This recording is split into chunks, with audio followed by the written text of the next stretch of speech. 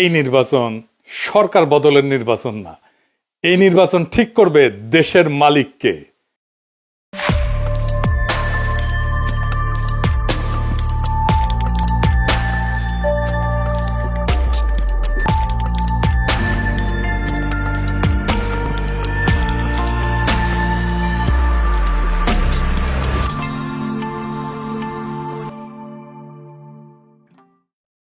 এগারো দলের নির্বাচনে ঐক্য হয়েছে, আলহামদুলিল্লাহ। এইটা আরো ভালোভাবে হইতে পারতো, কিন্তু হয় নাই। যাই হোক, অসুবিধা নাই। এই জোটকে এখন বিজয় হইতে হবে। বিজয়ী হইতে পারলে এটা বাংলাদেশের গেম চেঞ্জার হবে, ইতিহাস বদলায় যাবে, বাংলাদেশের রাজনীতি বদল হয়ে যাবে চিরজীবনের জন্য। বাংলাদেশের মানুষ সত্যিকারের আজাদি পাবে। এগারো দলের নির্বাচনে ঐক্য জিতে যাবে, হ্যাঁ জিতে যাবে। এইটা কওয়া যেতে পারে পিস অফ কেক, আপোষে ঘটতে পারে যদি তারা রাইট স্ট্র্যাটেজি নিয়ে মাঠে থাকতে পারে। আর মাত্র 3টা সপ্তাহ। নতুন বাংলাদেশের দিশা দেখাইতে হইলে আপনার একদম নতুন স্ট্র্যাটেজি নিয়ে আগাইতে হবে। আমার স্ট্র্যাটেজি কলে ফুল প্রুফ, বন্দুকের গুল্লি মিস হইতে পারে, আমার স্ট্র্যাটেজি মিস হবে না। কিন্তু মুশকিলটা হইতেছে, আমি যেহেতু জোটের কেউ না, আমি তো হরিদাস পাল, তাই আমার এই ইউটিউব বানাই কইতে হইতেছে যে কেমনে এই স্ট্র্যাটেজিটা ইমপ্লিমেন্ট করবে। তাতে একটা মুশকিল আছে, এটা তো যায় না যাবে প্রতিপক্ষ। আসলে প্রতিপক্ষ যায় না যায় বা বুঝা যায় আপনি কোন স্ট্র্যাটেজি নিতেছেন, এটা প্রতিপক্ষের বুঝতে তো সময় লাগবে না, তাই না? একেবারে বেকুব না হইলে। তাই এই স্ট্র্যাটেজি কয়া দিলেও অসুবিধা নাই। 11 দলীয় জোট এটা যদি অনুসরণ করে ভালো, না করলেও সমস্যা নাই। অনেকে শিখা যাবেন কেমনে জাতীয় ইলেকশনে জিতে আসতে হয়। নির্বাচন আসলে অগলের মাথায় আসে একটা নির্বাচনী ইস্তেহার বানাইতে হবে, লেখা লাগবি। 2018 সালের ইলেকশনে তখন ঐক্যফ্রন্টের ইলেকশন কাজ করতেছি লুকায় থেকে, মানে আন্ডারগ্রাউন্ডে থেকে। আমি ঐক্যফ্রন্টের বুঝাইতে পারলাম না যে ইস্তেহার একটা ভুয়া জিনিস। ইস্তেহার আপনারে ইলেকশনে জেতায় না, জেতায় অন্য কিছু। এই ভূখণ্ডের রাজনৈতিক ইতিহাসে 2টা নির্বাচন ফেনোমেনাল হয়েছে। একটা 70-এর নির্বাচন আর 91 নির্বাচন। একটা মুজিব জিতছিল, আর একটা জিতছিল খালেদা জিয়া। মুজিবের 70-এর নির্বাচনে জিতাইছিল কি কন্ত 6 দফা স্বায়ত্তশাসন, তাই না? 91 খালেদা জিয়া জিতাইছিল কি? উনার একটাই কথা, ওদের হাতে গোলামির জিনজির, আমাদের হাতে স্বাধীনতার পতাকা। এই কথাটা, এই যে 6 দফা আর স্বাধীনতার পতাকা, এটা কি নির্বাচনী ইস্তেহারে লেখা ছিল? না, লেখা ছিল না। তাহলে এটা কি যা এত সিম্পল, এত ছোট, অথচ এত পাওয়ারফুল? কি এটা? এটা হইতেছে স্ট্র্যাটেজিক ডক্ট্রিন। নতুন কথা মনে হইতেছে, আগামী নির্বাচনে 11 দলের স্ট্র্যাটেজিক ডক্ট্রিন লাগবে একটা, যদি জিততে চায়। আজকাল আলাপ সেই স্ট্র্যাটেজিক ডক্ট্রিন নিয়ে আসেন। আগে বুঝে নিই কেন স্ট্র্যাটেজিক ডক্ট্রিন ইস্তেহারের চাইতে অনেক বেশি গুরুত্বপূর্ণ। আর স্ট্র্যাটেজিক ডক্ট্রিন আসলে কি, এর হাতি না ঘোড়া? আসেন আল্লাহর নামে শুরু করি। ইস্তেহার হইতেছে নির্বাচনের আগে দেওয়া প্রতিশ্রুতির তালিকা, কি কি করা হবে তার ঘোষণা, মূলত ভবিষ্যৎ নির্ভর। আর স্ট্র্যাটেজিক ডক্ট্রিন হইতেছে রাজনীতিকে দেখার দৃষ্টিভঙ্গি, ক্ষমতার উৎসকে সেটা নির্ধারণ করা, রাষ্ট্র কার জন্য, তার স্থায়ী উত্তর একটা স্ট্র্যাটেজিক ডক্ট্রিন। ইস্তেহার বলে কি করব, ডক্ট্রিন বলে কেন করব আর কার জন্য করব। মানুষ এই সমস্ত ইস্তার ফিস্তার বিশ্বাস করে না, পড়েও না। রাজনৈতিক দলের কর্মীরাও পড়ে না, কারণ সারা দুনিয়ার বাস্তবতা হইতেছে প্রায় সব দলই একই প্রতিশ্রুতি দেয়। চাকরি দেব, বেকারত্ব কমাবো, দাম কমাবো, দুর্নীতি কমাবো। কিন্তু মানুষ জানে এগুলো ভুয়া, কিছুই হবে না, কিছুই পূরণ হবে না। ফলে ভোটাররা এই সমস্তকে পাত্তা দেয় না। কিন্তু ডক্ট্রিন ইস্তেহারের এই সীমাবদ্ধতা ভেঙে ফেলে। ইস্তেহার যাচাই হয় ক্ষমতায় গেলে, ক্ষমতায় যে সে করলো কিনা। আমি কিন্তু আওয়ামী লীগের ইস্তেহার নিয়ে বেশ কয়েকটা এপিসোড করছি যে ওরা কোনোটাই কিছু করে নাই, বাস্তবায়ন করে নাই। কিন্তু ডক্ট্রিন যাচাই হয় ভোট দেওয়ার আগেই। ডক্ট্রিন মানুষকে প্রশ্ন করায়, আমি কি এই ডক্ট্রিনের মধ্যে নিজেকে দেখতে পাই? এই দল আসলে আমাকে কি মনে করে? মানুষ ইস্তেহার বিশ্বাস না করলেও ডক্ট্রিনকে চিনতে পারে। ইস্তেহার হয় পরিস্থিতি নির্ভর, আর ডক্ট্রিন সময় স্বাধীন। জিনিসপত্রের দাম বাড়লে ইস্তেহার বদলাবে, যুদ্ধ হইলে ইস্তেহার বদলাবে, কিন্তু ডক্ট্রিন বলে যে পরিস্থিতি আসুক ক্ষমতার কেন্দ্রটা বদলাবে না, ভোটাররা তাতে নিরাপত্তা পায়। ইতিহাস বলে যে দল ডক্ট্রিনে যেতে সে নির্বাচনে যেতে। নির্বাচনের মাঠে ডক্ট্রিন কি করে?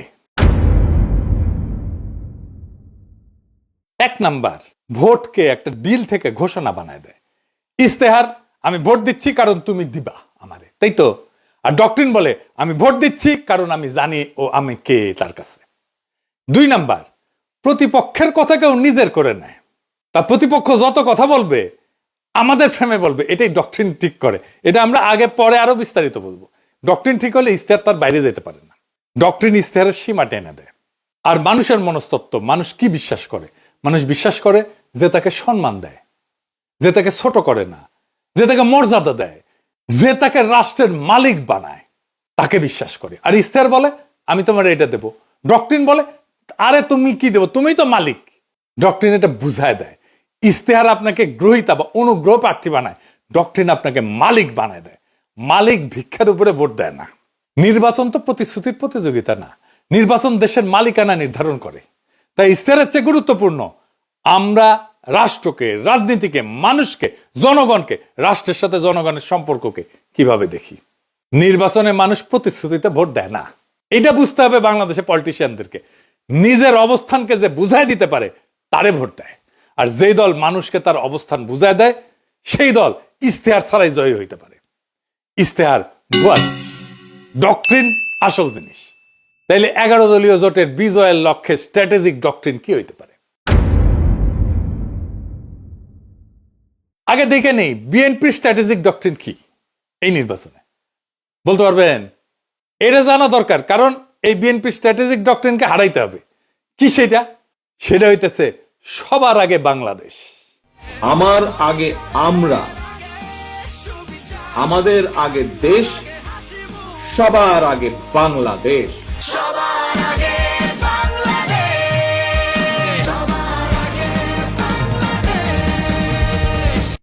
দেখেছেন উনারা সচেতন ভাবে করছেন কিনা এটা উনারাই বলতে পারবেন। তবে এইটা একটা plain and pure strategic doctrine বিএনপির। সবার আগে বাংলাদেশ এটা কেবল স্লোগান না, এটা একটা ডক্ট্রিনাল স্টেটমেন্ট। এইটাই ক্ষমতার উৎস নির্ধারণ করে। তাহলে এই ডক্ট্রিনাল স্টেটমেন্টের সমস্যা বের করতে হবে। সমস্যাটা কি এই স্লোগানের? সমস্যা বের করতে পারলে এইটারে ফাইট করা সহজ। আর এইটারে ফাইট করতে পারলে বিএনপি পুরা ক্যাম্পেইন কোলাপস করবে। আসেন এটা দেখে নিই, আমরা বিস্তারিত খুঁটায় খুঁটায় দেখব। তাইলে বুঝবেন এই সরল কথার মধ্যে কি গরল লুকায় আছে। গরল মানে জানেন তো, বিষ বিষ বিষ। তো দানের শীষের এই ডক্ট্রিনে কি বিষ লুকে আছে সেটা আমরা খুঁজে দেখি। সবার আগে বাংলাদেশ মানে বাংলাদেশ নামে একটা বিমূর্ত সত্তা আছে। সেই সত্তার যে স্বার্থ সেটা জনগণের উপরেও প্রাধান্য পাইতে পারে। অর্থাৎ জনগণ আগে না, রাষ্ট্র আগে। এটা একটা স্পষ্ট স্টেট ফার্স্ট ডক্ট্রিন। এটা শাসনের বৈধতা তৈরি করে। এই স্লোগান দিয়ে বলা হয় দেশের স্বার্থে সব কাজ করা হবে, ফলে অধিকার সীমিত করা, মত প্রকাশ দমন করা, কঠোর সিদ্ধান্ত নেওয়া, দমন পীড়ন করা সবই নৈতিকভাবে বৈধ হয়ে যায়। হাসিনার মতো। হাসিনাও এই একই ধরনের ডক্ট্রিনে বিলিভ করত, বিশ্বাস করত। এটারে বলা হয় ইংরেজিতে ইনস্ট্রুমেন্টাল লেজিটিমেসি ডক্ট্রিন, মানে উদ্দেশ্যের নামে পদ্ধতির বৈধতা। মানে উদ্দেশ্য হইতেছে আগে রাষ্ট্র, সবার আগে বাংলাদেশ। সেই জন্যে ওই সবার আগে বাংলাদেশকে রাখার জন্য যা যা পদ্ধতি আমি অ্যাপ্লাই করব সব বৈধ, সব সহি। এইটা জনগণকে সাবজেক্ট না অবজেক্ট বানায়, মানে জনগণ আর মালিক থাকে না, শাসিত হওয়ার বস্তু বানায় ফেলে। এই ফ্রেমে দেশ উপরে, জনগণ নিচে। জনগণ দেশকে সেবা দিবে, সেবা। জনগণ এখানে রাষ্ট্রের মালিক না, রাষ্ট্রের উপকরণ। এইটাকে প্যাটার্নালিস্টিক ডক্ট্রিনও বলা যায়, মানে অভিভাবক সুলভ শাসন ডক্ট্রিন বা অভিভাবকত্ববাদী রাষ্ট্রনীতি। এটা মানে কি? রাষ্ট্র নিজেকে জনগণের অভিভাবক মনে করে, আর জনগণকে দেখে অপ্রাপ্ত বয়স্ক, বুঝে না, নতুন, অক্ষম হিসাবে। এই এই সোনামণি বসো, জান তুই টাকা সহ নয় নতুন নতুন। যাদের হয়ে রাষ্ট্র ভালো বুঝে সিদ্ধান্ত নেয়। এই ডক্ট্রিনে জনগণ মালিক না, তত্ত্বাবধানে থাকা ব্যক্তি, যার সম্মতি প্রয়োজনীয় না, আনুগত্যই যথেষ্ট। প্রশ্ন করাকে দেখা হয় অকৃতজ্ঞতা হিসাবে। প্যাটার্নালিস্টিক ডক্ট্রিন, বোঝা গেছে? হাসিনা বলতো অকৃতজ্ঞ জাতি। এইখানে রাষ্ট্র বলে তোমার চেয়ে আমি বেশি বুঝি, আমি সবচেয়ে বেশি বুঝি। এই অভিভাবকত্ববাদী রাষ্ট্রনীতি এমন একটা শাসন দর্শন যেখানে জনগণ, নাগরিকরা রাষ্ট্রের সন্তান। সন্তান বললে ভালো শোনায়, আসলে ওই অর্থে না আর কি, মানে অপ্রাপ্ত বয়স্ক জনগণ। দেখেন সবার আগে বাংলাদেশের ডক্টরিন কিন্তু পাল্টায় না কখনোই, মানে ধরেন যুদ্ধেও একই থাকে, সংকটেও একই থাকে, দমনেও একই থাকে। যুদ্ধও মানাবে, এটা সংকটও মানাবে, দমনেও মানাবে, কারণ দেশের জন্য সব যুক্তি খাটে। এটি ডক্টরিনের লক্ষণ। ডক্টরিন হয়ে উঠতে হইলে এরকম যে কোনো পরিস্থিতিতে এইটা কাজে লাগবে। এটা সীমা টানে না, ক্ষমতাকে অসীম কইরা দেয়। এই স্লোগানে কোথাও বলা নাই কি করা যাবে না, জনগণ কখন না বলবে, ক্ষমতার সীমা কোথায় বলা নাই। ক্ষমতা নিজেই তার সীমা ঠিক করে। এটা আনচেকড সোভার্নিটি ডক্ট্রিন, সীমাহীন সার্বভৌমত্বের ডক্ট্রিন। এইটা নিয়ন্ত্রণহীন সার্বভৌমত্ববাদী রাষ্ট্রনীতি। রাষ্ট্র নিজেই নিজেকে চূড়ান্ত ক্ষমতার উৎস মনে করে, যার উপরে জনগণের সম্মতি, জনগণের জবাবদিহিতা চাওয়ার অধিকার, এমনকি জনগণের এটা সীমা ঠিক করে দেওয়া, এটা কাজ করে না। এই ডক্ট্রিনে ক্ষমতার উপরে কোনো কার্যকর নিয়ন্ত্রণ থাকে না। রাষ্ট্রের স্বার্থ সব প্রশ্নের ঊর্ধ্বে। নাগরিক অধিকার এখানে শর্ত সাপেক্ষ হয়ে যায়। রাষ্ট্র বলে আমি সিদ্ধান্ত নেব, সীমা আমি ঠিক করব, তুমি কোন তেজপাতা, তুমি কোন। তার মানে সবার আগে বাংলাদেশ কোনো আবেগী স্লোগান না, এটা এমন একটা স্ট্র্যাটেজিক ডক্ট্রিন যা রাষ্ট্রকে জনগণের উপরে স্থাপন করে এবং ক্ষমতাকে সীমাহীন বৈধতা দেয়। তাইলে এই সবার আগে বাংলাদেশ এই স্লোগানের স্ট্র্যাটেজিক ডক্ট্রিনকে হারাইবেন কেমনে? এই প্রথম কৌশল হইতেছে এটাকে আক্রমণ করা যাবে না। আক্রমণ না করে হারানো যায়, খুব চমৎকার ভাবে হারানো যায়, অপরূপ ভাবে হারানো যায়, মোলায়েম ভাবে হারানো যায়। কারণ আপনি এটা ব্যাখ্যা করতে পারবেন না এখন কেন এটা খারাপ। আপনি জন ধরে বুঝাইতে পারবেন না, টাইম নাই, কইতে পারবেন না বুঝিছো এই স্লোগান কিন্তু তোমার স্লোগান। তাই এইটার কৌশল অন্য। কি সেই কৌশল? এই স্লোগানকে গ্রহণ করতে হবে। আমরা এটাকে গ্রহণ করতেছি কারণ রাজনীতিতে যে স্লোগান জনগণের মনে কিছুটা ঢুকে গেছে, সেটাকে ভাঙা সহজ হয় না, কিন্তু সেটাকে নতুন অর্থ দিতে পারলে জেতা যায়। আমরা এটাকে নতুন অর্থ দেব। তাহলে কি হবে? Counter narrative. কিভাবে আমরা এই কথাটাকে নতুন মিনিং দিতে পারবো, নতুন অর্থ দিতে পারবো? তাহলে আমাদের এমন একটা স্লোগান আবিষ্কার করতে হবে যেই স্লোগানের মানে এই বিএনপি স্লোগান সবার আগে বাংলাদেশের স্লোগানের অনিবার্য পরিণতি বলে মনে হয়, ডেস্টিনি বলে মনে হয়। কি হইতে পারে সেটা? সবার আগে বাংলাদেশের কাউন্টার ন্যারেটিভ হবে আমরাই বাংলাদেশ। ওরা বলবে সবার আগে বাংলাদেশ, আমরা বলবো সেটাই তো আমরাই বাংলাদেশ। এখানে কোনো ঝগড়া নাই, এখানে কোনো কনফ্রন্টেশন নাই, এখানে কোনো কন্ট্রাডিকশন নাই, এখানে আছে কমপ্লিশন, সম্পূর্ণতা। বিএনপি বলছে কি আগে, আমরা বলছি ওইটা আসলে কি, কেন আমরাই বাংলাদেশ। বিএনপির সবার আগে বাংলাদেশ স্লোগানকে আমরাই বাংলাদেশ স্লোগান সুপারসিড করে যাবে। এখানেই মূল খেলা। আমি এখানে কয়েকটা দিক ব্যাখ্যা করব কেনে কিভাবে এটাকে সুপারসিড করে যাবে। আসেন সেটা বুঝে দেখি, খুব মজা লাগবে। প্রথমে দার্শনিক ব্যাখ্যা, মানে পলিটিক্যাল ফিলোসফির ব্যাখ্যা। বাংলাদেশ জমি না, পতাকা না, সংবিধানে কাগজ না, বাংলাদেশ হলো মানুষের সমষ্টিগত রাজনৈতিক অস্তিত্ব। এখান থেকে আসে জনগণের সার্বভৌমত্ব। মানুষ মানে রাষ্ট্রের মালিক। তাই আমরাই বাংলাদেশ কোনো আবেগিক কথা না, এটা সার্বভৌমত্বের ঘোষণা। বিএনপি দেশকে একটা বাইরের বস্তু হিসেবে দেখে, আমরা দেশকে নিজেদের পরিচয় হিসেবে দেখি। 2 নাম্বার রাষ্ট্রনৈতিক ব্যাখ্যা বা স্টেট লজিক। বিএনপির ফ্রেম রাষ্ট্র আগে, রাষ্ট্র সিদ্ধান্ত নেয়, মানুষ উপকারভোগী। আমাদের ফ্রেম মানুষ আগে, মানুষ সিদ্ধান্ত নেয়, রাষ্ট্র মানুষের যন্ত্র। এইখানে ক্ষমতার কেন্দ্রটা বদলায় যায়। এইটাকে বলে সাবজেক্ট শিফট। বিএনপি বলে আমরা দেশ চালাবো, আমরা বলি আমরাই দেশ। এই অবস্থান থেকে কাউকে হারাইতে গেলে বলতে হয় তুমি দেশ না। এইটা তো সে বলতে পারবে না। রাজনীতিতে এর চেয়ে আত্মঘাতী কথা আর নাই। 3 নম্বর হইতেছে পলিটিক্যাল স্ট্র্যাটেজির ব্যাখ্যা।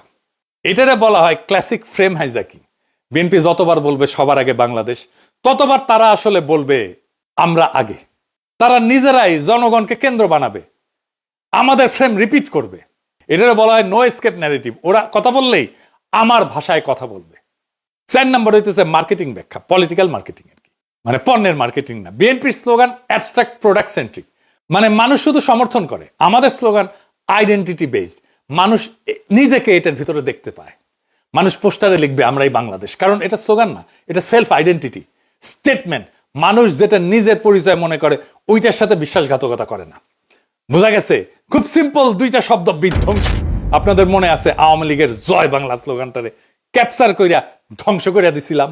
আগে ক্যাপচার করছি, তারপরে ধ্বংস করে দিছি, ডেস্ট্রয় করে দিছি। বেশি দিন আগের কথা না, মনে আছে না যেই স্লোগান তাদেরকে উদ্দীপ্ত করার কথা, সেই স্লোগানটাকে আগে ক্যাপচার কইরা ধ্বংস করে দিছিলাম একেবারে পুরাপুরি। এই টেকনিকে এবার আসেন ইলেকশন জার্নির আর্ক, সেটা আবার কি? এটা আসলে কি? নয়া নয়া জিনিস করছেন দাদা, কঠিন মনে হচ্ছে? আরে কঠিন না, সেল চালাইয়া বুঝে যাবেন। আসেন সেল চালাইয়া বুঝে নিই। এইটা আসলে ভোটের আগে থেকে ক্ষমতায় যাওয়ার পর পর্যন্ত জনগণকে একসাথে নিজের সাথে যুক্ত রাখার রোডম্যাপ, পথ নকশা। এখানে ভোট শুধু একটা ঘটনা, পুরো গল্প না, ঠিক আছে? বর্তমান বাংলাদেশের বাস্তবতাটা কি? এটা কি জন অসন্তোষ এটা দিয়ে শুরু হয়? তা না, শুরু হয়েছে একটা হতাশা দিয়ে, গভীর হতাশা দিয়ে, একটা ভ্রম দিয়ে, একটা ভুল দিয়া। সব বদলাইছে মনে হয়, কিন্তু আসলে কিছু বদলায়নি। আগের বন্দোবস্ত, আগের রাষ্ট্রযন্ত্র, আগের ক্ষমতার ভাষা, আগের নিয়ন্ত্রণ সব ঠিক আছে, শুধু মুখ বদলাইছে, দল বদলাইছে। মানুষ স্পষ্ট দেখতেছে বিএনপি ধীরে ধীরে আওয়ামী লীগের আগের জায়গাগুলো নিচ্ছে, কাঠামো ভাঙতেছে না, দখল বদলাচ্ছে। সবচেয়ে গুরুত্বপূর্ণ বাস্তবতা হইতেছে তারেক রহমান তো নির্বাচিত প্রাইম মিনিস্টার না, কিন্তু তিনি ডিফ্যাক্টো দেশের প্রধান সিদ্ধান্ত কেন্দ্র। এখানে মানুষ বুঝে যায় সমস্যা ব্যক্তি না, সমস্যা হচ্ছে একই রাষ্ট্র একইভাবে চলে। এই উপলব্ধিটাই ইলেকশন জার্নির প্রকৃত শুরু। নির্বাচন শেষ না, নির্বাচন দিয়ে নাগরিক তার মালিকানা দখল করবে। এখানে ইলেকশন জার্নির আর্ক পূর্ণতা পায়।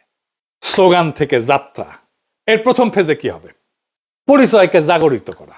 আমরাই বাংলাদেশ, এটা আমাদের পরিস্থিতিকে জাগ্রত করবে। এই পর্যায়ে প্রতিশ্রুতি কম, দর্শন বেশি। এর লক্ষ্য কি? মানুষ ভোটার না, মানুষকে বলা আপনি একটা পলিটিক্যাল এন্টিটি, রাজনৈতিক সত্তা। 2 নাম্বার ফেজে কি? নৈতিক প্রশ্ন, মরাল কোশ্চেনিং। এইখানে প্রশ্ন উঠবে, আমরাই যদি বাংলাদেশ হই তাহলে এত অন্যায় কেন, এত অবিচার কেন, এত বেইনসাফি কেন? এখান থেকে আসবে ইনসাফের প্রশ্ন। ইনসাফ মানে ভিক্ষা না, দয়া না, অধিকার ফেরত নেওয়া। মানুষ তখন বোঝে অন্যায়টা তো তাহলে আমার বিরুদ্ধে, বেইনসাফি তো আমার বিরুদ্ধে। আমরাই যদি বাংলাদেশ হই আর এই বাংলাদেশে যদি বেইনসাফি থাকে তাহলে এই বেইনসাফি আমার বিরুদ্ধে, কারণ আমি তো বাংলাদেশ। 3 নাম্বার ফেজ, ইনসাফের কাফেলা। এটা একটা কালেকটিভ জাস্টিসের ফেজ, সম্মিলিত ন্যায়ের যাত্রা। মানুষ বোঝে আমি একা না, আমার অভিজ্ঞতা সবারই। এখানেই জন্ম নেয় কাফেলার ধারণা। কাফেলা মানে পার্টি না, কাফেলা মানে পোস্টার না, এটা একটা নৈতিক যাত্রা। আমার ভোটটা তো দেওয়া হবে তাকেই যে আইন বানাবে, যাকে আমি সংসদে পাঠাচ্ছি। এটা একটা যাত্রা, যে আইন সমাজে ইনসাফ কায়েম করবে। এই ভোট শুধু ব্যালটের ভোট না, এটা ইনসাফ কায়েমের কাফেলা। 4 নাম্বার ফেজ, আজাদির দোরগোড়ায় পৌঁছানো। শেষ পর্যায়ে প্রশ্ন বদলায়। কে ক্ষমতায় যাবে এটা প্রশ্ন না, বরং আমরা কিভাবে শাসিত হব সেইটা প্রশ্ন হয়ে দাঁড়ায়। আজাদি মানে নিজের জীবনের উপরে নিজের কর্তৃত্ব। এখানে নির্বাচন ক্ষমতার উৎস না, এই নির্বাচন হইতেছে আজাদির দরজায় পৌঁছানোর মাধ্যম। ইনসাফের কাফেলা দিয়ে আজাদির দরজায় পৌঁছানোর মাধ্যম হইতেছে নির্বাচন। তাইলে কেন এই যে সিম্পল মেসেজ আমরা এই বাংলাদেশ, এটা কেন আমাদের জিতাই দেবে? 5টা সিম্পল কারণে জিতাই দেবে। 1 নাম্বার, এটা ঝগড়ার রাজনীতি না। 2 নাম্বার, এটা পরিচয়ের রাজনীতি। 3 নাম্বার, এটা মানুষকে ছোট করে না। 4 নাম্বার, এটা মানুষকে রাষ্ট্র বানায়, মালিক বানায়। 5 নাম্বার, এটা প্রতিপক্ষের মুখে আমাদের ভাষা ঢুকায় দেয়। মানুষ যখন বলে আমরাই বাংলাদেশ, সে আর শুধু ভোটার থাকে না, সে হয়ে যায় মালিক। আর মালিক কখনো ভুল জায়গায় দাঁড়ায় না। এই নির্বাচন সরকার বদলেন না, এই নির্বাচন ঠিক করবে দেশের মালিককে। ওরা বলে সবার আগে বাংলাদেশ, আমরা বলি আমরাই বাংলাদেশ। যেদিন মানুষ এটা বুঝে যাবে, সেদিন আর কাউকে জিততে হবে না। নির্বাচন নিজেই নিজের ফল ঘোষণা করবে। সেই দিনের অপেক্ষায় আমরা থাকব 12ই ফেব্রুয়ারিতে। ইনকিলাব জিন্দাবাদ। আমরা কি চাই? আপনি কি চান? আমি কি চাই? বাংলা কি চাই? মাটি কি চাই? শহীদ কি চাই? আমরা কি চাই? বাংলা কি চাই? 24 কি চাই? জুলাই কি চাই? আমরা কি চাই? ইনকিলাব কি চাই? বিপ্লব কি চাই? জনতা কি চাই? মাটি কি চাই? বাংলা কি চাই?